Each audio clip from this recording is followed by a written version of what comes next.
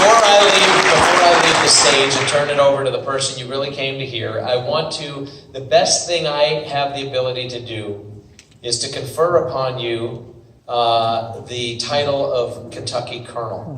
So I would like to make you, if I may, an honorary Kentucky Colonel. And for now, in addition to being Governor Mike Huckabee, you are now Colonel Mike Huckabee.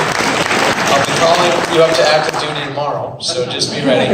And just understand, while this is honorary, there was another fellow by the name of Harlan Sanders who, the only colonel he ever was a Kentucky colonel, and he really ran with it. He did it, he really did. So there's a lot of upside for you with this if you use it properly. Thank you, sir. Thank you. Governor, thank you very much, and thank all of you for being here. I want to tell you something. I'm pretty excited about getting that for a couple of reasons. I've always loved fried chicken. And the truth is, my daughter got one of those before I did. And she married a guy named Brian Sanders, so she literally is Colonel Sanders. And I was very jealous that she got that. Now I'm going to take a photo. I'm going to send it to her tonight and tell her, you're not the only colonel in the family anymore. I want to say something about your governor. I have more respect for Matt Bevin than I do for almost any governor in this country. I hope you know how blessed you are to have him as your governor.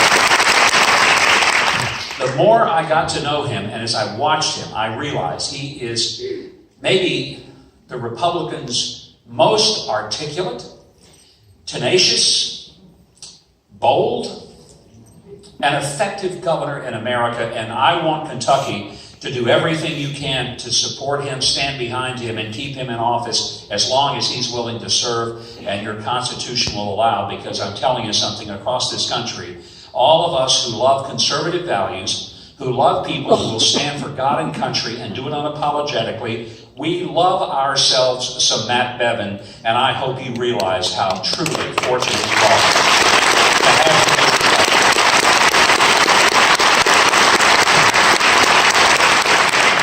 Well, I want us to have a little fun tonight. I know this is a political event, so I'm sort of unchained, because I know a lot of things that are not political events, and they're so afraid that I'm going to say something political. And then they say, the only other thing we're worried about is you might say something religious. I say, okay, let me get this straight.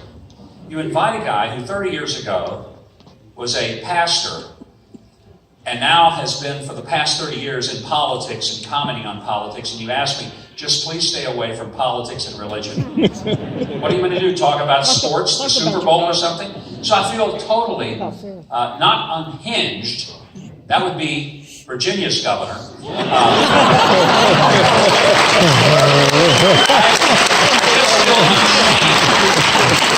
Did any of you see the press conference today that Ralph Northam did? Well, if you didn't, go home and watch a replay. The happiest man in America tonight is former South Carolina Governor Mark Sanford, because he is no longer the holder of the record for having the weirdest press conference in the history of an American politician. Ralph Northam took the distinction away from him today. It was bizarre. And I don't even know where to begin, but I would tell you this, that this is the same governor who earlier this week, in a very sterile manner, talked about late-term abortion. And he did it with such a cold, almost clinical, disgusting manner, in which he said that a late-term abortion, the baby would be delivered. Think about that. A baby delivered, set aside, and made as comfortable as possible while the mother and the doctor had a conversation to determine what to do with the baby.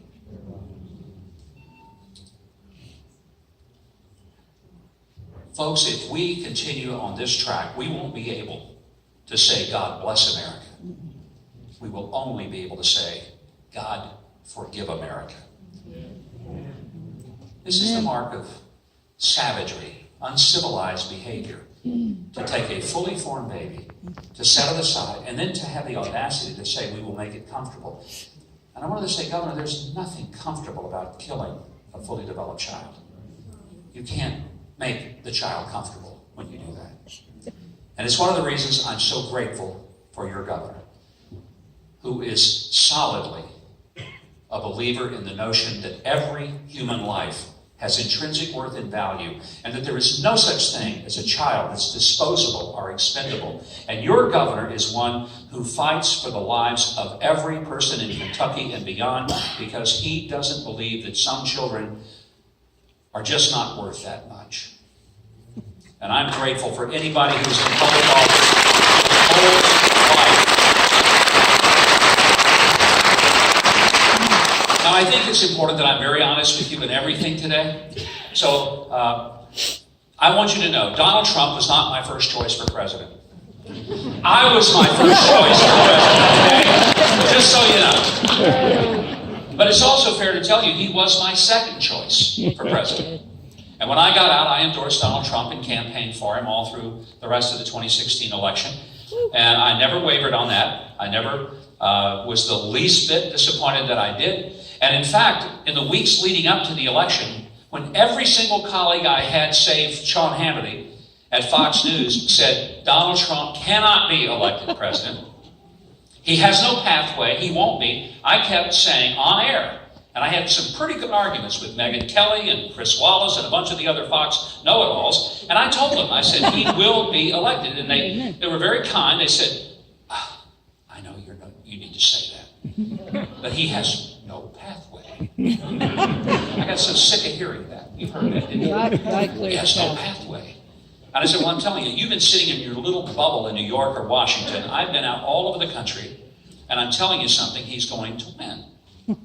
And the night before the election, I was with then candidate Donald Trump in Raleigh, North Carolina, last rally before Election Day. Frank Luntz walks in. And you've seen Frank probably on TV many times, the pollster. Yep. I've known Frank for many years. He's a friend. Frank comes in. I said, Frank, what do you think? And he just shook his head. He said, I know you want to be a believer, but it's not going to happen. And I said, Frank, I think it is. He says, almost that now. Bless your heart. Bless your heart. Same words. There's no pathway. I said, well, you better get out of the path, Frank, because tomorrow he's going to be elected. And he smiled and he said, let's talk afterwards. And I said, please, let's do. And the night of the election, when Hillary was curled up in a fetal position,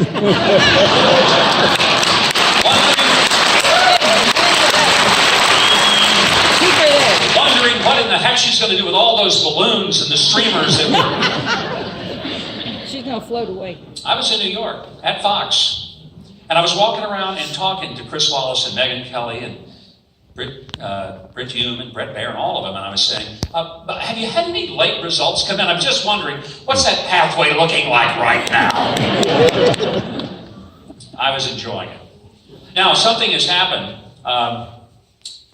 We ended up getting a Huckabee in the White House. It just wasn't the one that I thought it was going to be. My daughter, Sarah, as most of you know, is the press secretary to the president, and some people will tell me she may have done this job.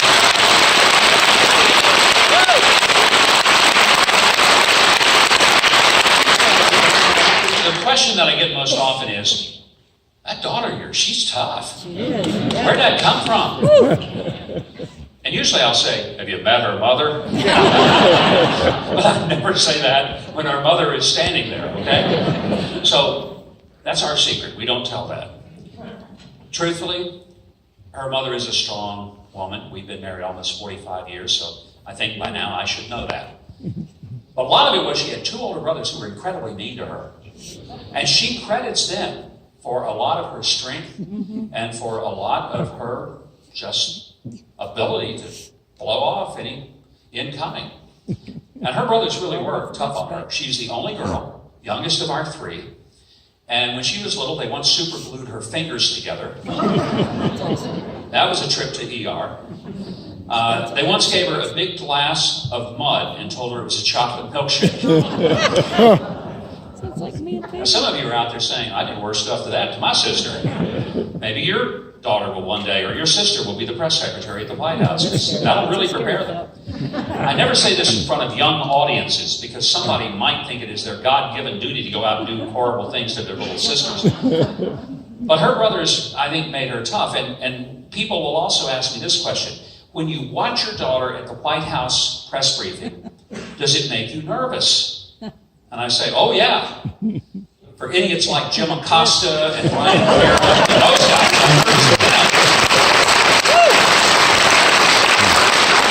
I'm never nervous that Sarah's going to be somehow overwhelmed, because she's not. And I'll tell you why. She's grown up in this world. She understands what she's there for. She's a tough political warrior. When most kids were 7 and 8 years old, they were skipping rope. And she was sitting around the kitchen table listening to Dick Morris do poll results and analytics on election returns. And so this has been a life that she has lived. And she loves it. And she's loyal and dedicated to the president and his success. And I'm grateful. And I'll tell you, I'm saying this with confidence. If she ever writes a book, and I hope she will, about her experiences, she will never go out there and try to make money off of the president and make money off of saying things that are negative about him. She understands that the two great virtues of politics are loyalty and confidentiality. Yes. You can teach people how to do certain jobs, but integrity means that you have certain virtues. And I'm sure your governor would tell you the same thing. That it's not just talented people you want to be surrounded with. You want to be surrounded with people who have the integrity of never betraying your trust and of being able to keep a confidence and having a sense of loyalty to the job to which you've been assigned. And that is critical for any job in politics. Everything else can be learned. Those things you either bring to the job or you'll never have them. And I say that often when I'm talking to students at university or high school campuses, that this is critical to make this a very important part of your political DNA. I came from a state in which things were very different than they are now in Arkansas. And in some ways they were a lot like they were in Kentucky, where Democrats ran the whole show. And you have no idea when I tell you they ran the whole show. When I was elected lieutenant governor, I was so welcomed at the state capitol.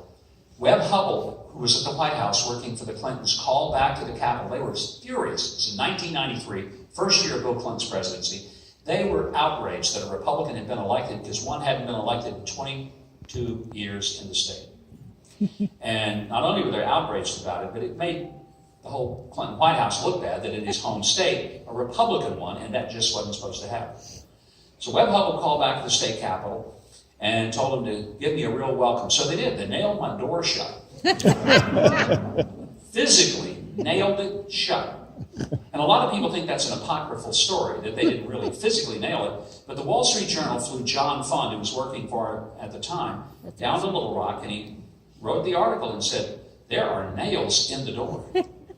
And it stayed nailed shut for my first 59 days as the elected and sworn-in lieutenant governor. So I didn't have an office. We had a makeshift office in a former vault, and we had to borrow furniture.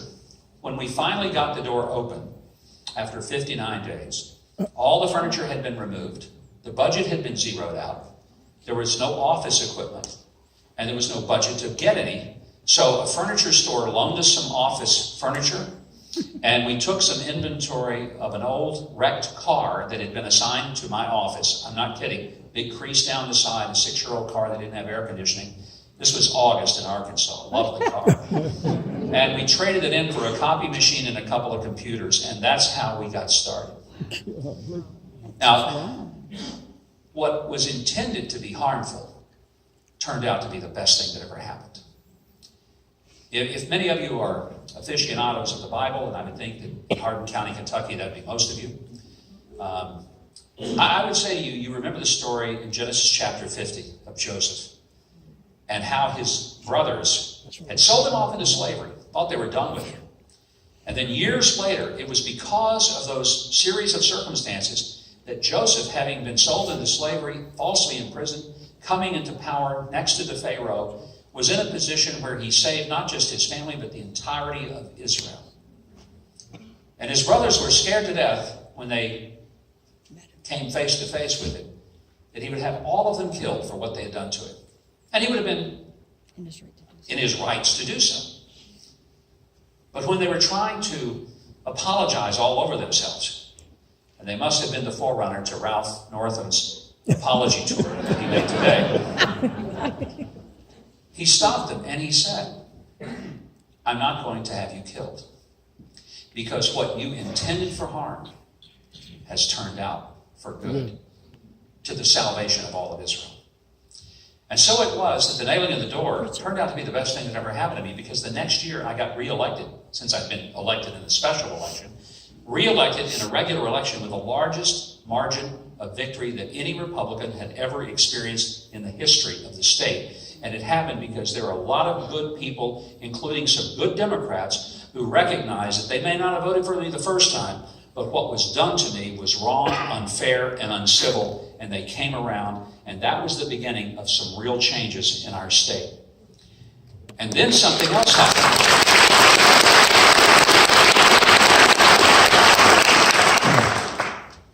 I was down there minding my own business at my end of the state capitol as the lieutenant governor. There was a Democrat in the governor's office. And then with all the Whitewater investigations going on, they never got the Clintons, but they got a lot of people around him, including the then governor of Arkansas, Jim Guy Tucker, who was convicted by an Arkansas jury, something I never, ever thought would happen.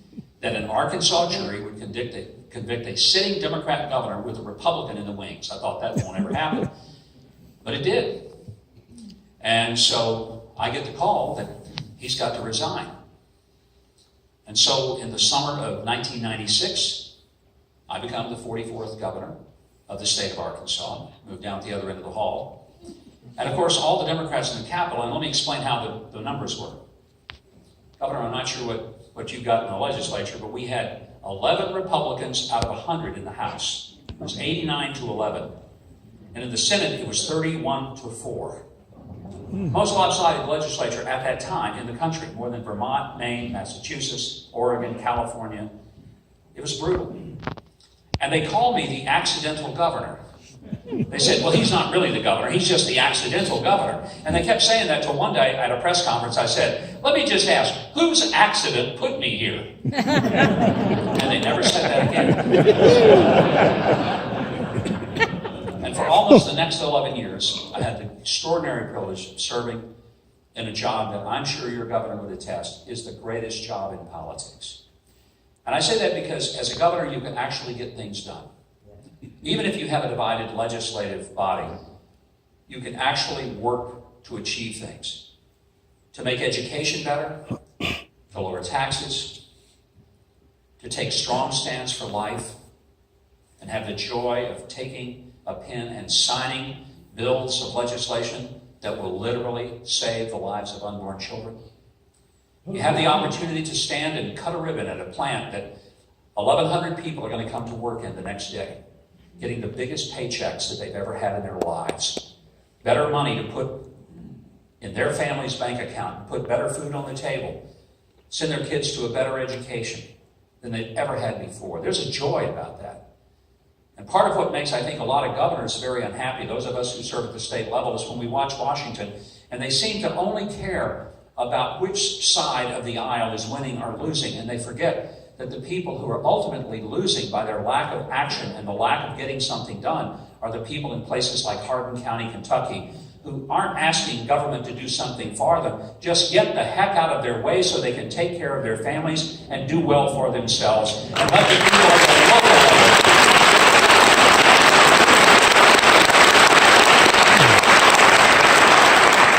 And one of the reasons that President Trump has had such incredible opposition is because he is intentionally a disruptive president. In a lot of ways. Now, I have people every day that come up to me. They know that I speak to the president from time to time, and they know that my daughter is in his office more than perhaps even the chief of staff. And they'll say, I just wish that you'd tell the president that we really love him, appreciate what he's doing, but would you tell him to quit tweeting?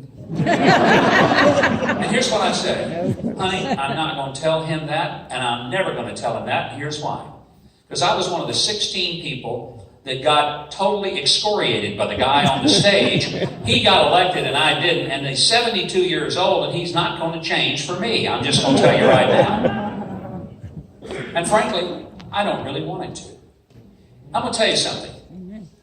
I can handle a few tweets because this is a guy who's brought more deregulation in the first year and a half of his presidency than any president in the history of the United States. This is a president who kept his word on cutting taxes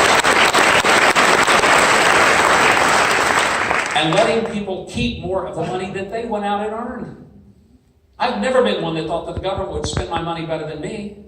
And when I was governor, I had a group of legislators that just knew we had to raise taxes. This was back during the recession of 2002 and 2003. And times were tough. In every state, they were tough. And we were struggling to meet our obligations, not just our desires, but our obligations. And most states, people don't realize this, but most states really only do three things financially. They educate, medicate, and incarcerate. That's what we do. 91% of the Arkansas general revenue budget was education, Medicaid, prisons. And everything else was in the last 9%. Now, some states have a little more wiggle room than that, but for the most part, that's what states have as the center of their budget. And there were legislators who said, we've just got to get more taxes. We got to get more revenue.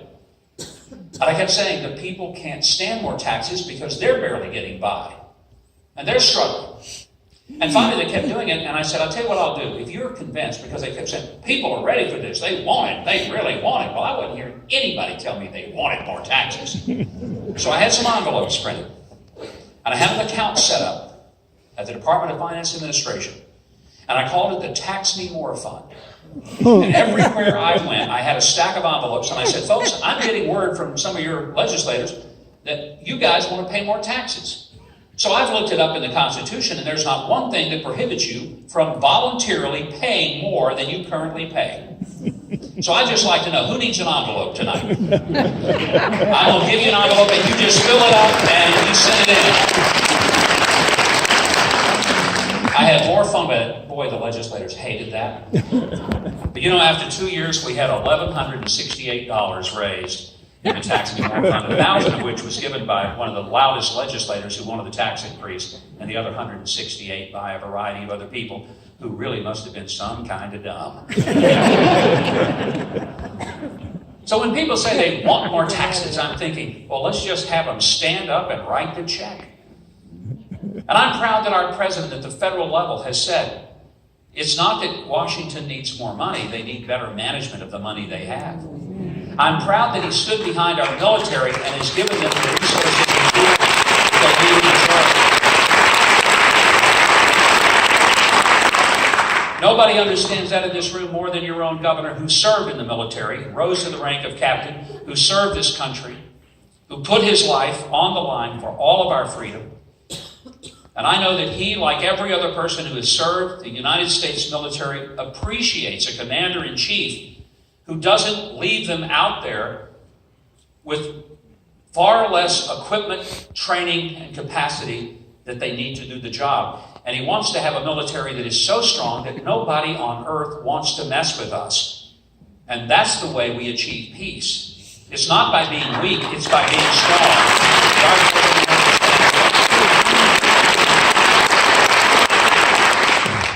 I'm also proud of the fact that our president is unapologetically pro-life.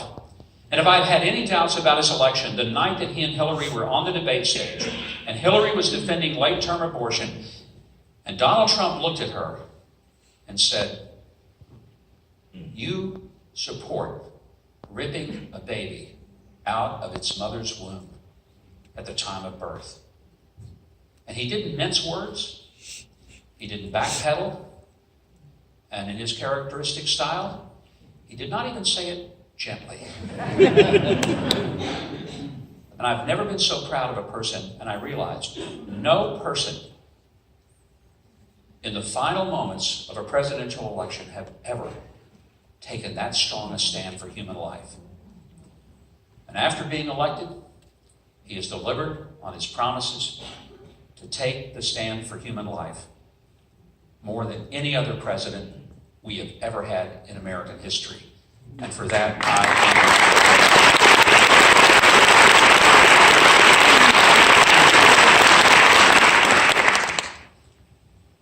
Our country's not perfect. Our president isn't perfect.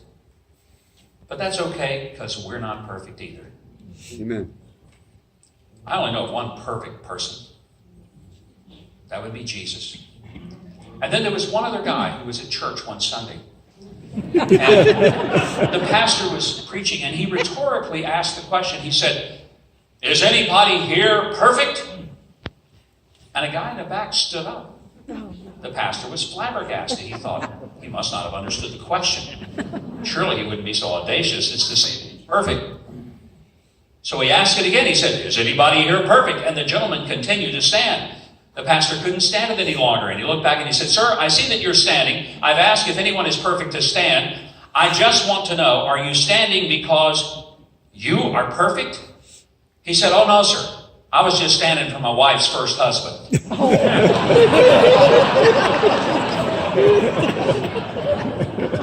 You're a little slow on the uptake. Maybe it's a little sensitive for some people. I don't know. We're not perfect either. And even when our Declaration of Independence was penned, it was to lead us to a more perfect government. Not a perfect one. Because as long as we're involved, it won't quite get there. But we have the obligation of serving and sacrificing to make it more perfect. Many of you in this room, you have served. Many of you have served in the military. Many of you have served in the capacity of local officials, school board, city council, county government. And to those of you who have served in those levels of government, can I tell you, I salute you. And I tell people all the time when they introduce themselves and say, "I'm on the city council, or I'm on the school board," I say, "You got the toughest job in politics." And they think I'm kidding, but I'm not. And I tell them, look, when I was governor, there were a lot of filters between me and the people who hated me. And most of the people who were between me and them had guns. So I really wasn't that worried. I said, when you're a school board member, everybody feels like they can come up to you at church, in the grocery store, at the Little League game, and just tear into you because their son didn't get to start on the football game last Friday. And if you're in the city council, nobody waits till the city council meeting to come up and give you an earful about a pothole in front of their house, or some trash that was in the park, or the fact that their garbage didn't get picked up on time and it was 3 hours later than it normally was.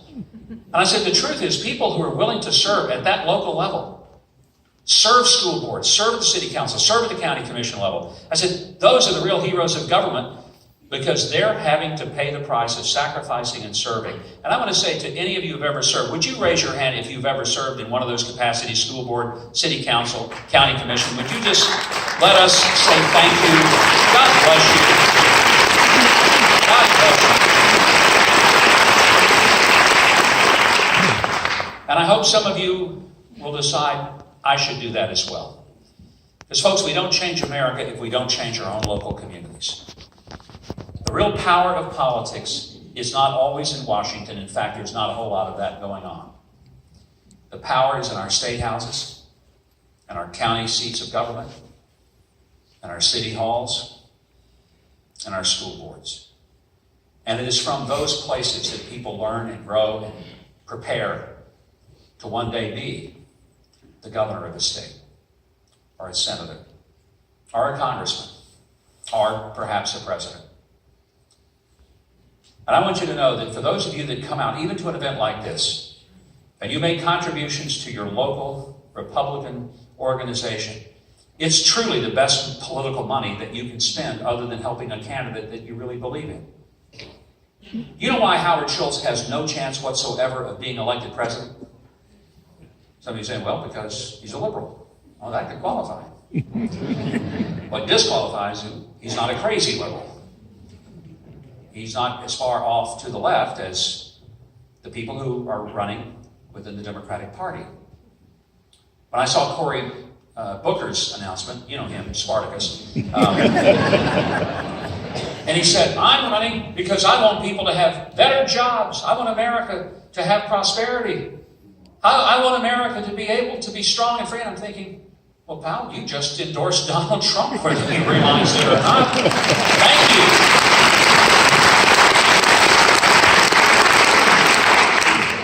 here's why Howard Schultz, who's a very smart guy, and by the way, he's got a great personal story. I have nothing but admiration for a guy who grew up in the projects of New York, lived in public housing, whose parents couldn't pay their bills, and would often send him out to the bill collectors to explain why, which I thought was horrible.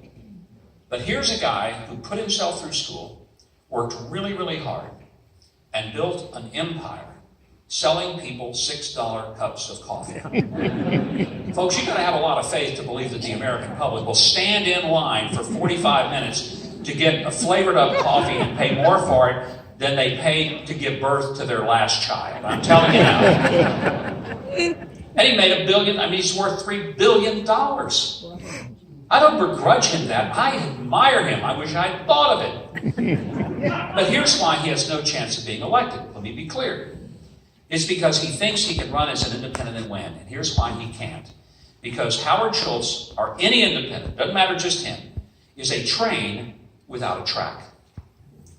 Does he have money and ability? Yes, he does. Is he an articulate guy with a certain level of even charisma? Yes, he is. But he's a train without a track. And trains don't run without a track. There are 2 tracks in this country. One is the Democratic track, one is the Republican track. And there is an extraordinary infrastructure that over the past 100 years has been very meticulously built by each of the 2 political parties. And that infrastructure that represents the track is absolutely essential. And probably the only 2 people that might have an outside shot of running independently would be a Donald Trump or an Oprah Winfrey. And even they aren't stupid enough to think that they could do it either.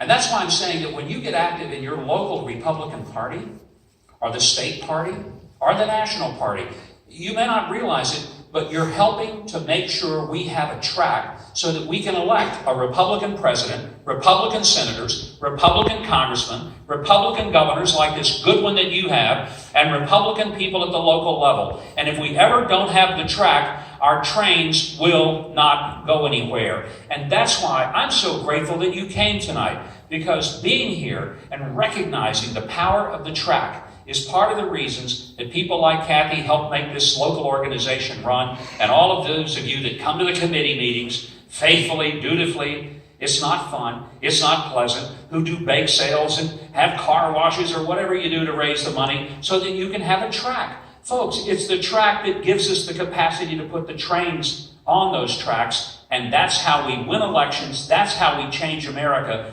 That's the only way that we're going to be able to stand for the things that are important to us, like lowering taxes rather than raising them, like standing for human life rather than believing that it is okay to take the life right out of the mother's womb. It's the only way that we're going to have the strong military that we believe is important for the strength, security, and the future of America.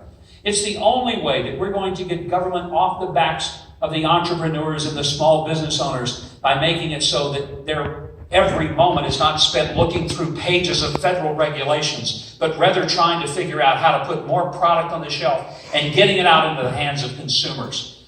We win elections, we change America, we give something great to the generation following us and our kids and our grandkids only, and I mean only, when we have strong parties that represent the track on which the trains can run. That's why Howard can't win, and it's why Donald Trump will be reelected in 2020.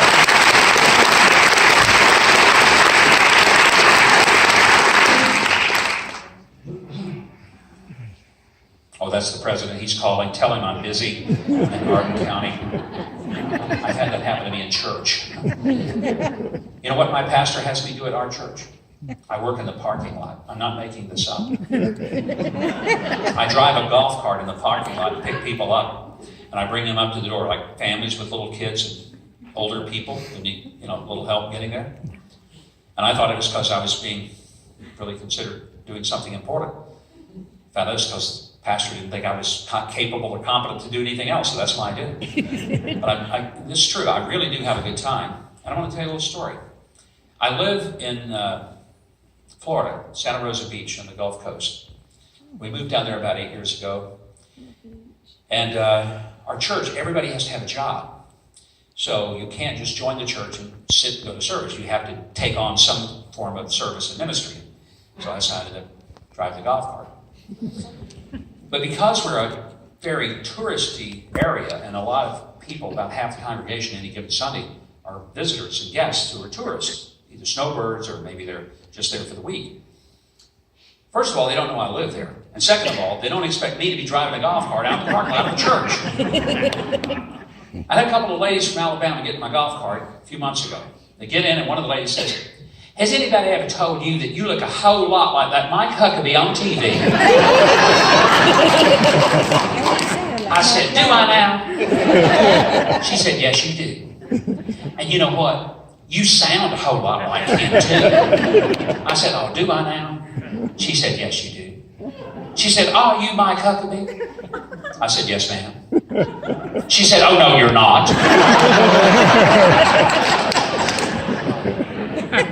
But I've learned to be very careful about who I admit to be.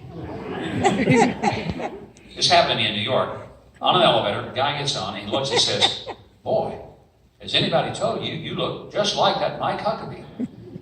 And just to be funny, I said, "Yeah, they do, and it sure makes me mad." He said, "Man, it would me too." I'll not use that one again. No way. I believe this, folks. We live in the greatest country in the history of civilization. I really believe that.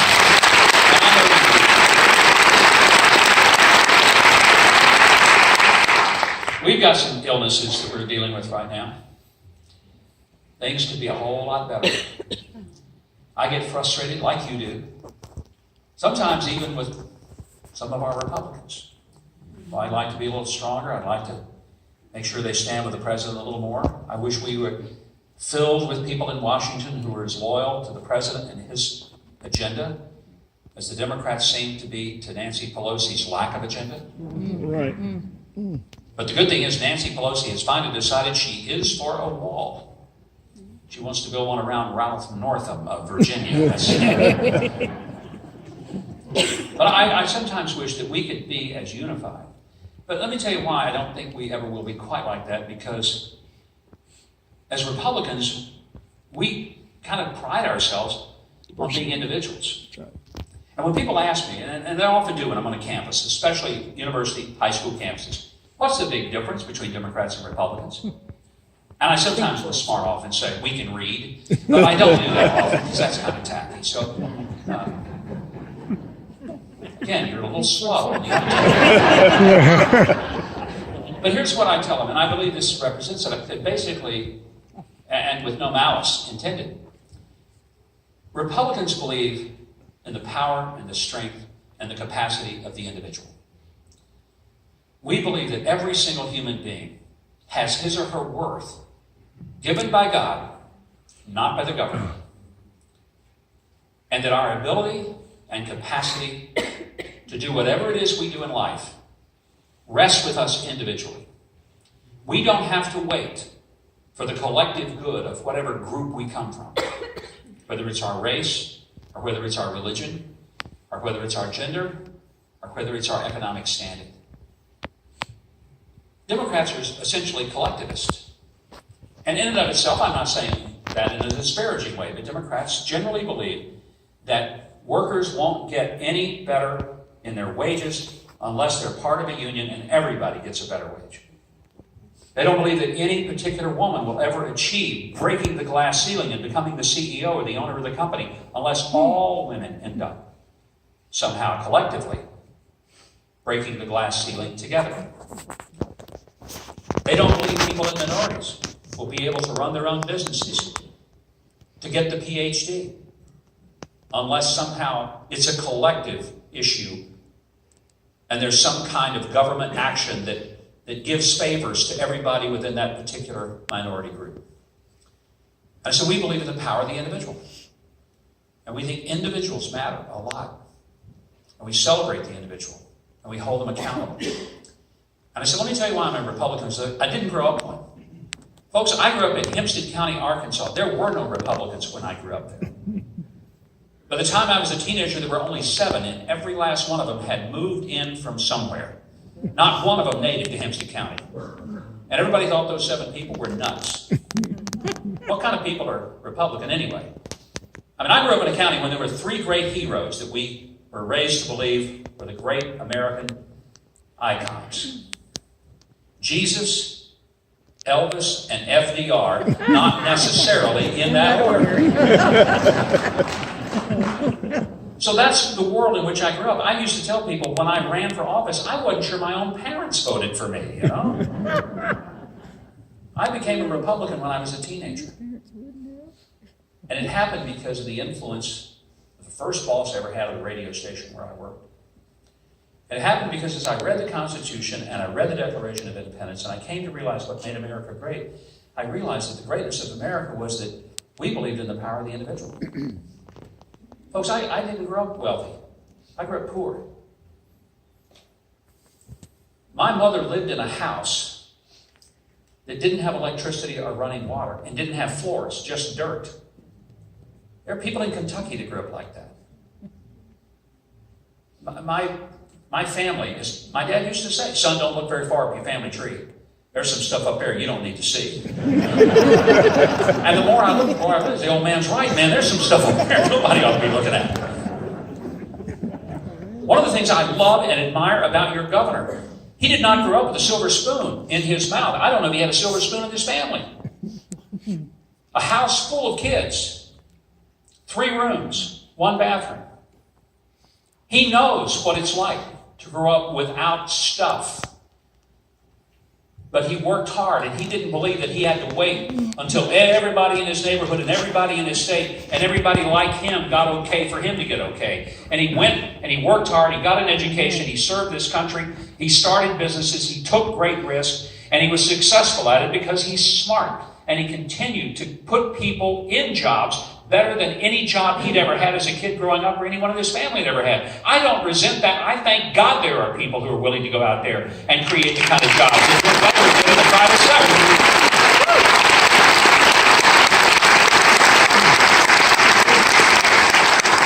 And when I was a kid, when I was little, if I wanted a baseball or some BBs from a BB gun, and yes, I had one of those when I was 5. Pellet gun at 7, 22 at 9. Shotgun at 11. I mean, in every 2 years, I get to move up to 7. We carried our guns to school, by the way. But we never thought about shooting our fellow students or the teachers. We were scared to death of them. But we did it because we were deer hunting before or after school. And I mean, it's just a different world. But because if I needed something or wanted something, there was no one in my family I could go to and say, hey, could you shell out some money? And there wasn't anyone. So the answer was, find a way to earn the money. So as a kid, before I could turn 14 and get a legitimate job, you know, with full payroll and all that, until 14, I'd do what every other kid in my town did. I'd go door to door selling cards. I'd pick up pop bottles, put them in a little wagon, and go turn them in for money. And then in the summertime, many of us would do something that I even shudder to tell you. I caught chickens. A lot of chicken houses in South Arkansas. You ever caught chickens? The most god-awful thing that ever happened to a kid. 8 or 9 years old, they'd hire a bunch of us. We were slave labor. There was nobody looking out after us. Talking about a sweatshop. I could have loved to work in a sweatshop after catching chickens, because you go out about 10 o'clock at night and you catch chickens all night long. And you grab them and you put them in those old wooden containers and they load them on trucks and they take them off to the places to get processed, and it's the nastiest job. Folks, it stinks. You come out scratched up, you smell like Chicken stuff. it smells really, really bad. It's awful. And every night I would do that. I knew I was doing it because if I wanted a baseball or a baseball glove, that's what I had to do. But here's what I also said. What do I have to do so I don't have to do this the rest of my life? Same thing with hauling hay. What do I have to do so I don't stand out here on a 105-degree August day in South Arkansas lifting bales of hay on a pickup truck? What do I have to do? And I always get the same thing. Get a good education, work hard, treat people right. From the time I was 8, 9 years old, I said, I don't know what else in life I'm going to do, but by gosh, I'm going to get a good education, work hard, and treat people right. Because if I can get out of this and not haul hay and catch chickens for the rest of my life. It's worth doing. Or sling tobacco. Then I became governor, and I'll be doggone if I'm not shoveling chicken, you know what? And